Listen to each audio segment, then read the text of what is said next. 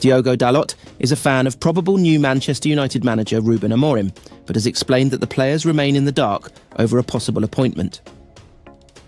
With the 39-year-old's arrival set to come in November rather immediately, as had been initially hoped, United are in limbo. Ruud van Nistelrooy is in caretaker charge, doing a fine job so far too, as he oversaw their 5-2 Carabao Cup fourth-round win over Leicester City on Wednesday night.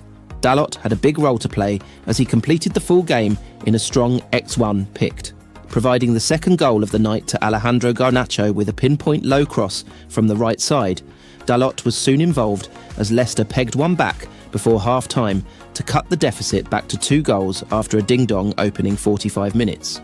The ball ricocheted off Dalot and into the path of Conor Coady, who scored the 5 goals in total, 2 from Bruno Fernandes and Casemiro, were as many as United had managed in the previous 5 domestic games combined.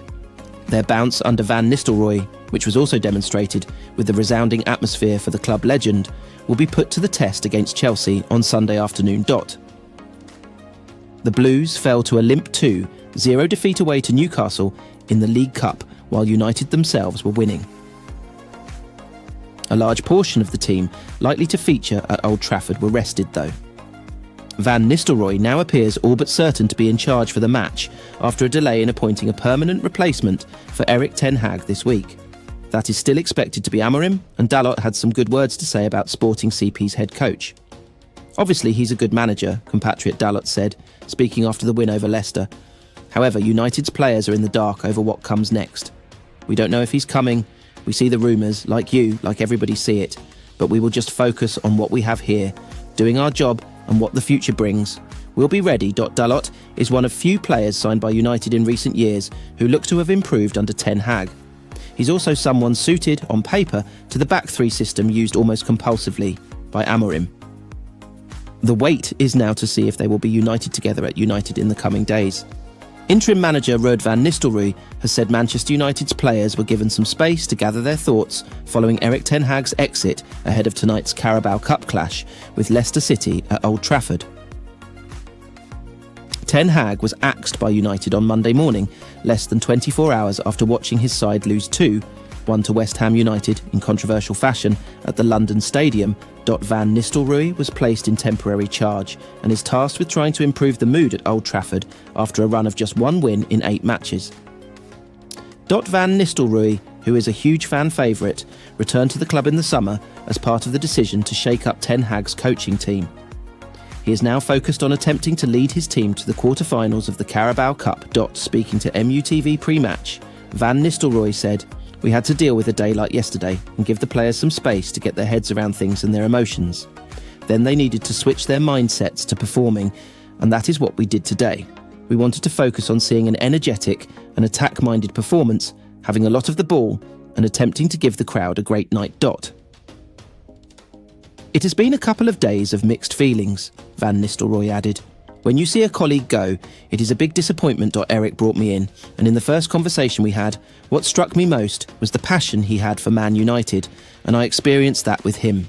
He was really fighting for this club, for the supporters, and that was what brought us together." Ruud van Nistelrooy's brief time as interim manager became a chapter in Manchester United's story, a reminder of the club's resilience, its ability to endure hardships, and its unwavering spirit. He led the team with dignity, humility, and an understanding of what it meant to wear the United badge. Whether he would stay on or eventually hand over the reins to a new manager, his impact was undeniable. As he looked out over the pitch after that first victory, Van Nistelrooy couldn't help but feel a deep connection to the club and its supporters. His journey from revered striker to interim manager was unexpected, but it was a role he embraced wholeheartedly. In the end, he wasn't just leading a team, he was carrying forward a legacy, bridging the past with the present and laying the groundwork for a brighter future. The news had arrived like a gust of fresh air through the halls of Old Trafford. Ruben Amorim, the innovative and determined Portuguese manager, was coming to Manchester United. After a whirlwind of speculation and recent setbacks under former head coach Erik ten Hag, United's hierarchy made the decisive move. They weren't just looking for a coach, they were in search of a leader, a visionary to bring stability and creativity back to the club. With Amorim, they found their man. Fabrizio Romano, the football insider, whose words are gospel in the transfer market, confirmed it. Amorim had agreed to take the reins at Manchester United, with the club willing to pay his €10 million release clause to Sporting CP. The timing couldn't have been more crucial. United had a critical Premier League clash against Chelsea in just a few days, and the club was hopeful that Amorim would be on the touchline, marking his debut in one of English football's marquee fixtures. Ruben Amorim's managerial journey began at Sporting CP, where he quickly transformed the club's fortunes. Known for his dynamic and progressive tactics, Amorim led Sporting to their first league title in nearly 2 decades, ending a drought that had weighed heavily on the club and its supporters. His emphasis on youth development, disciplined press, and inventive attacking schemes won him accolades, and it wasn't long before he caught the attention of Europe's biggest clubs. Amorim's success at Sporting CP wasn't just about results, it was about philosophy. He built a culture that prioritised unity, hard work and adaptability, instilling confidence in young players while keeping a balanced approach with seasoned veterans. He crafted a winning environment that was resilient, adaptable and forward-thinking, a model United desperately needed. Now, as he prepared to bring his vision to Old Trafford, Amorim knew the scale of the challenge, but he welcomed it with open arms. The plane, carrying Ruben Amorim touchdown in Manchester amid a wave of anticipation. The United faithful were excited, but cautious tenures of previous managers had taught them to temper their expectations. Still, Amorim's track record, charisma and tactical acumen brought a renewed sense of hope.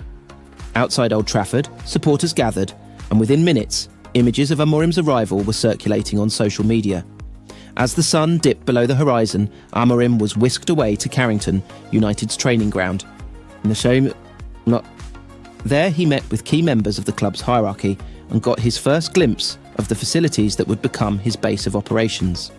A formal press conference was planned for the next day, but for now, his focus was on familiarising himself with the squad and understanding the challenges they'd been facing. The buzz at Carrington was palpable.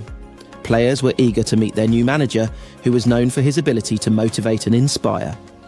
Young talents like Alejandro Garnacho and Mason Greenwood, along with seasoned pros like Bruno Fernandes and Casemiro, were eager to see how Amorim's philosophy would reshape the team's playing style.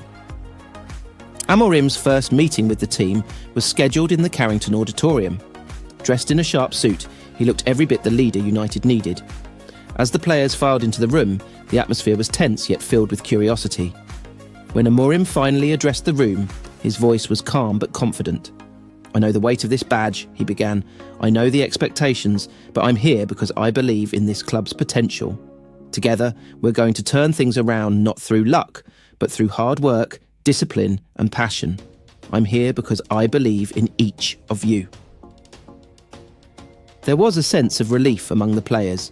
Many of them had felt the uncertainty that lingered under Ten Hag's final days. Amorim's clarity and directness gave them something to grasp onto, a clear vision of what was to come. He spoke about his footballing philosophy, emphasising ball control, aggressive pressing and quick transitions. He made it clear that under his leadership, every player would be expected to give their all, regardless of their reputation. The timing of Amorim's arrival was critical. United's next match was against Chelsea, a formidable opponent, and he had only a few days to prepare.